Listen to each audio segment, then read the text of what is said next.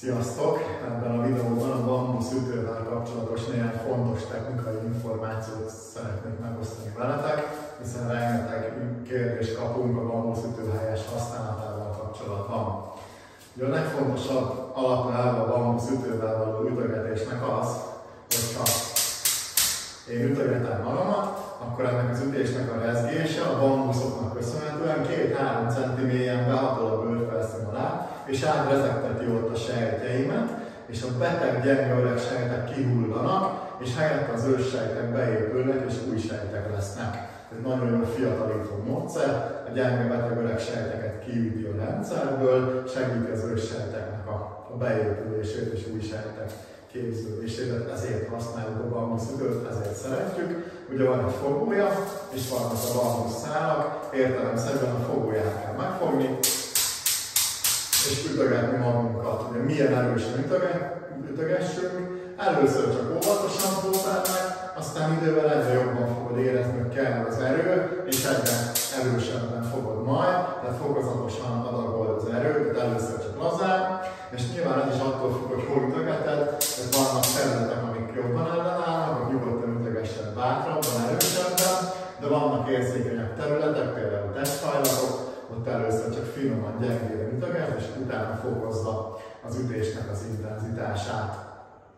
Gyakori kérdés, hogy hol lehet vele ütögetni a testemet, inkább azt mondom, hogy hol nem. Tehát vannak az érzékeny területek, nyilván a férfiaknál nemi szervek környékén nagyon óvatosnak kell lennünk, néha vigyázzunk is, kezünket oda tesszük és úgy ütögetünk azon a területen, hölgyeknél szintén nemi szervek, mellek, amik érzékenyek lehetnek, ott csak nagyon óvatosan, finoman tapasztalod meg, egy pici érzékenység nem baj, van, de hogyha fájdalmat érzed, akkor inkább ott óvatosan hagyd ki azt a területet, tehát nagyon finoman ütögetjük az érzékeny részeket. Egyébként mindenhol a végtagokat, minden oldalon, testünket elől, oldalt, hátul, testhajlatok, combhajlat, hónai, ezeket sokat ütögetjük, könnyékhajlat, a kezeinket ütögetjük, nyakunk, vállunk, fejünk, körbe-körbe, óvatosan, nyilván az arcunknál is nagyon óvatosan lehet ütögetni, finoman.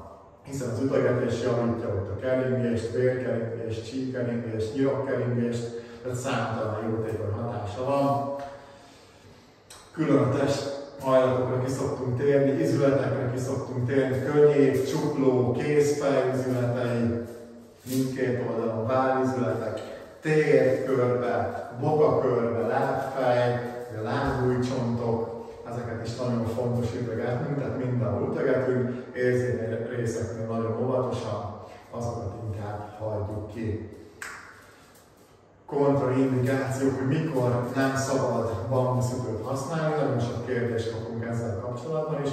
De például a daganatos betegségeknél, hogyha tudomásod van róla, akkor inkább ne ütögess, főleg azon a területen, ahol a daganat van, hiszen ez gyorsítja a sejteknek a keringését, a gyenge sejtek elpusztulását, az új sejtek beépülését, de daganatos területeknél vigyázni kell, tehát ott inkább ne használd a bambuszütőt, hogyha diagnosztizált daganatos betegség van nálad.